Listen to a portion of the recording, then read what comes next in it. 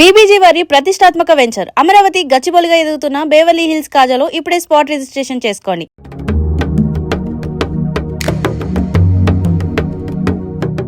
మనిషి తన ఉనికిని చాటుకోవడానికి చేసిన మొదటి ప్రయత్నం ధ్వని. ఆ ధ్వనిని కాలంతో సంబంధం లేకుండా శాశ్వతంగా నిలిపి ఉంచడానికి కనుగొన్న అద్భుతమైన ఆయుధం అక్షరం. లక్షల ఏళ్ల క్రితం కేవలం ఆకలి కోసం, రక్షణ కోసం 4 కాళ్లపై నడిచిన ఆదిమ మానవుడు నిటారుగా నిలబడి విశ్వాన్ని శాసించే స్థాయికి ఎలా ఎదిగాడు? కేవలం చేతి సైగలతో మొదలైన భావ వినిమయం నేడు ప్రపంచాన్ని నడిపిస్తున్న సాఫ్ట్వేర్ కోడింగ్ వరకు ఎలా పరిణామం చెందింది?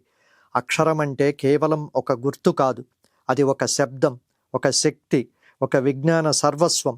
భారతీయ ఋషులు కనుగొన్న మాహేశ్వర సూత్రాల నుండి ఆధునిక కంప్యూటర్ భాషలకు పునాది వేసిన మహర్షి పాణిని అష్టాధ్యాయి వరకు అక్షరాల పుట్టుక వెనుక ఉన్న ఆసక్తికరమైన రహస్యాలు, శాస్త్రీయ కోణాలను తెలుసుకుందాం రండి.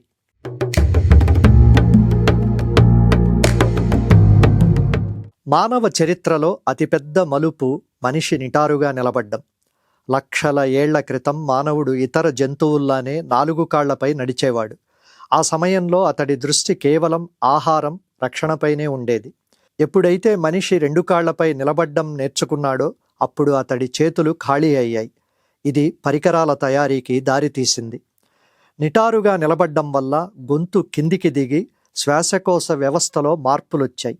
దీనివల్ల కేవలం అరుపులే కాకుండా వైవిధ్యమైన ధ్వనులను పలికే సామర్థ్యం మనిషికి అబ్బింది. తొలి రోజుల్లో మాటలు లేవు, కేవలం ముఖ కవళికలు అంటే ఎక్స్ప్రెషన్స్ మాత్రమే ఉండేవి. కనుబొమల కదలికలు, చేతి సైగలే అప్పటి భాష. నేటికి మనం మాటలు రాని పసిపిల్లలతో లేదా భాష తెలియని వారితో ఇలాగే సంభాషిస్తూ ఉంటాం. అది మన ఆదిమ స్వభావం.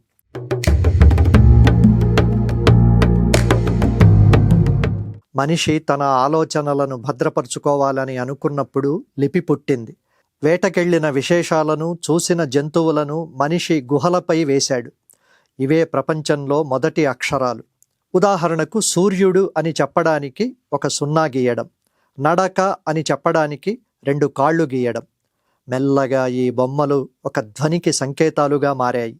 ఈనాటికి చైనీస్, జపనీస్ భాషల్లో మనకు ఈ చిత్రలిపి కనిపిస్తోంది.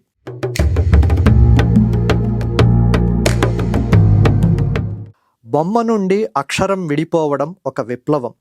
ఒక నిర్దిష్టమైన ధ్వనికి ఒక నిర్దిష్టమైన ఆకారాన్ని ఇవ్వడమే అక్షరం. అక్షరం. క్షరం అంటే నాశనమయ్యేది, అక్షరం అంటే నాశనం కానిది. మనిషి పలికిన ధ్వని గాలిలో కలిసిపోతుంది, కానీ దాన్ని ఒక గుర్తుగా చెక్కితే అది శాశ్వతంగా ఉండిపోతుంది. బొమ్మల నుండి సంకేతాలు, సంకేతాల నుండి వర్ణాలు అంటే అక్షరాలు పుట్టాయి.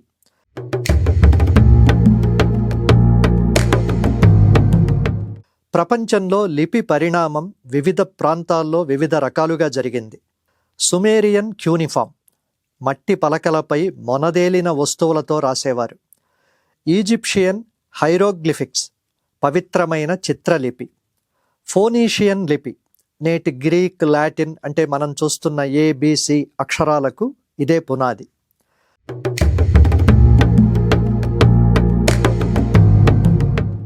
భారతీయ భాషలన్నీ దాదాపు బ్రాహ్మీ లిపి నుండే పుట్టాయి. భారతీయ అక్షరమాల ప్రపంచంలోనే అత్యంత శాస్త్రీయమైనది. మన అక్షరాలను అచ్చులని, హల్లులని 2గా విభజించారు. హల్లులను కూడా అవి పలికే స్థానాన్ని బట్టి కంఠ్యాలు, తాళవ్యాలు, మూర్ధన్యాలు, దంత్యాలు, ఓష్ట్యాలు ఇలా వర్గీకరించారు.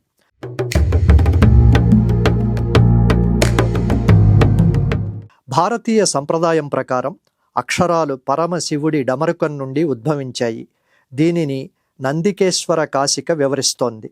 నృత్తావసానే నటరాజరాజో ననాదడక్కాం నవపంచవారం ఉద్ధర్తుకామః సనకాది సిద్ధాన్ ఏతద్విమర్శే శివసూత్రజాలం. శివుడు తన తాండవం ముగింపులో 14 సార్లు డమరుకాన్ని వాయించాడు. ఆ 14 ధ్వనులనే మాహేశ్వర సూత్రాలు అంటారు. అవి ఇవి: ఐ ఉన్, రుళుక్, ఏ ఓన్, ఐ ఔచ్, హయవరట్, లండ్, నిమజననం, జబై, గడదష్, జబగడదష్, కప చటత చటతౌ కపై షసర్ హల్. ఈ 14 సూత్రాల్లోనే ప్రపంచంలోని మొత్తం ధ్వని విజ్ఞానం దాగి ఉంది. ఇవి కేవలం అక్షరాలు కావు, ఇవి ధ్వని తరంగాలు.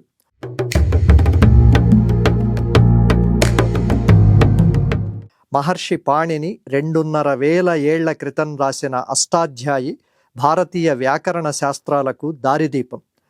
పాణిని సంస్కృత భాషను కొన్ని వేల సూత్రాల్లో బంధించాడు.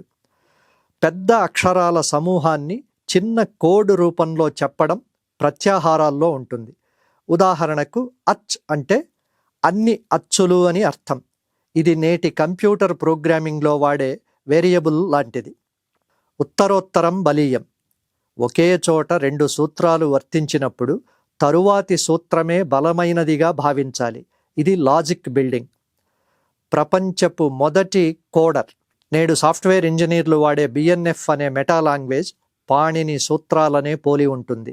అందుకే పాణినిని ప్రపంచపు మొదటి సాఫ్ట్వేర్ ప్రోగ్రామర్ అని పిలుస్తారు. ఆయన రాసిన వ్యాకరణం ఒక జనరేటివ్ గ్రామర్, అంటే కొన్ని సూత్రాలతో లక్షలాది కొత్త పదాలను సృష్టించవచ్చు. ఇప్పుడు అక్షరానికి ఉన్న శక్తి ఏమిటో చూద్దాం. మంత్రం. అక్షరాలను ఒక క్రమ పద్ధతిలో నిర్దిష్టమైన ఫ్రీక్వెన్సీతో ఉచ్చరిస్తే అది మంత్రం అవుతుంది. మంత్రాక్షరం అంటేనే శక్తి అని అర్థం. పర, పశ్యంతి, మధ్యమ, వైఖరి అని మాటను 4 భాగాలుగా విభజించారు. పర అంటే మెదడులో ఆలోచన. ఇది ఒక చిన్న స్పందన. మనసులో ఏదో చెప్పాలనే ఒక కోరిక లేదా ఒక ఆలోచన మొదలయ్యే మొదటి క్షణం ఇది. ఇది ఇంకా ఏ రూపం తీసుకోదు. ఉదాహరణకు ఆకలి వేసినప్పుడు లోపల ఏదో ఒక అసౌకర్యం లేదా స్పందన కలుగుతుంది. అది పర. పశ్యంతి. మాటకు ఊపిరితిత్తుల్లో ప్రయత్నం జరగడం, అంటే చూడ్డం. ఇక్కడ ఆ ఆలోచనకు ఒక స్పష్టమైన రూపం వస్తుంది, కానీ ఇంకా పదాలు ఉండవు. ఉదాహరణ, ఆకలి వేసినప్పుడు మీ మనసులో ఒక అన్నం ముద్ద లేదా టిఫిన్ బొమ్మ కనిపిస్తుంది. మీరు ఇంకా అన్నం అని అనలేదు, కానీ ఆ వస్తువు ఏమిటో మీకు అర్థమైపోతుంది. మధ్యమ. స్వరపేటికలో మూర్ఛనలు పోవడం. ఇది మన లోపల జరిగే మాట.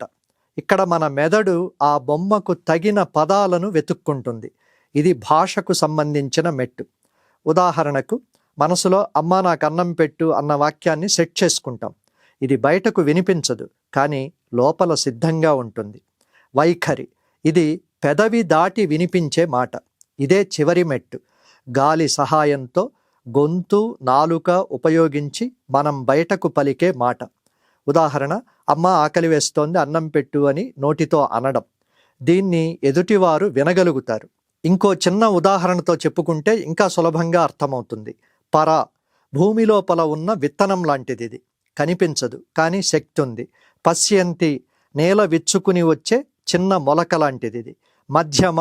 అంటే ఆ మొలకకు కొమ్మలు, ఆకులు రావడం, అంటే సిద్ధం కావడం. వైఖరి అంటే ఆ వచ్చిన కొమ్మల్లో నుంచి పువ్వులు, పళ్ళు రావడం, అంటే అందరికీ కనిపించడం. మన ఋషులు కనిపెట్టిన శబ్ద రహస్యం ఇది. అందుకే మనిషి పలికే ప్రతి అక్షరానికి అంత శక్తి ఉంటుందని చెబుతారు.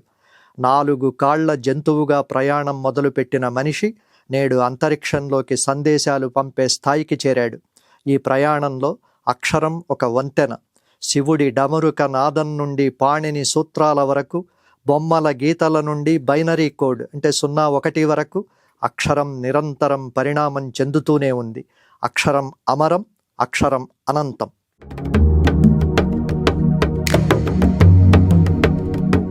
ముగించే ముందు ఒక ముఖ్యమైన విషయం. ధాత్రి టీవీ వీడియోలకు మిలియన్లలో వ్యూస్ వస్తున్నందుకు మా టీం తరఫున మీకు కృతజ్ఞతలు. మీ ప్రోత్సాహమే మాకు బలం. అయితే మా వీడియోలు చూస్తున్న వాళ్ళల్లో 95% మంది ఇంకా సబ్స్క్రైబ్ చేసుకోలేదు. డిజిటల్ మీడియాలో మీ సబ్స్క్రిప్షన్ మాకు కొండంత అండ. వెంటనే ధాత్రి టీవీని సబ్స్క్రైబ్ చేసుకోండి. మీ మిత్రులతో కూడా చేయించండి.